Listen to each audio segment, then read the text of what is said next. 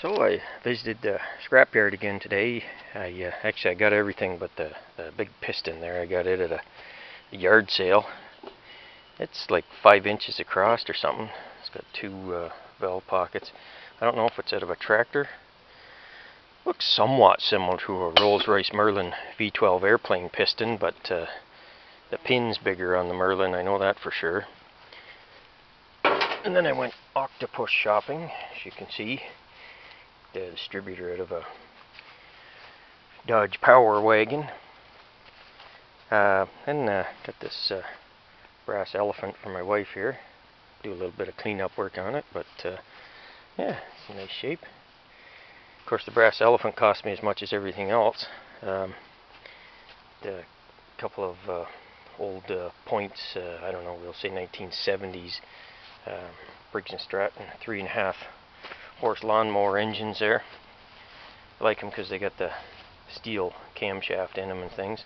This big pipe here, that's actually the exhaust manifold I'm building for my 7-cylinder. Working on it. It's been taking a lot longer than I thought it would. But hopefully I get good sound from it on the 7-cylinder there. You won't hear all the couplings making noise or something like that. Been having problems getting decent sound on the video. But yeah, I just wanted to show you my scrapyard finds and fill you in on what I've been working on lately, other than trying to keep the garden watered here. It's up in the mid 80s Fahrenheit here, and there's our cucumber towers there. We picked some out of it this week. They're pretty tasty. Got the usual tomato forest underway here. Got a little upper garden there. Got some animals here, the bunny rabbits, and oh, we got broccoli too.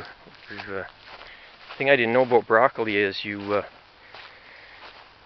grows the first time and you cut it off and it'll regrow. This is the second crop here, and we got zucchinis here and some more tomatoes, and I'll show you our little watermelon patch here. We got some watermelons underway there. Couple of 3 little lads. Yep, the rhubarb, it's kind of not taken to the heat so well. But and of course the snow shark there, he's resting comfortably on the lawn at the moment. So anyway, hope everybody has an enjoyable summer. It's been a little hot for my liking so far, but that's the way it goes.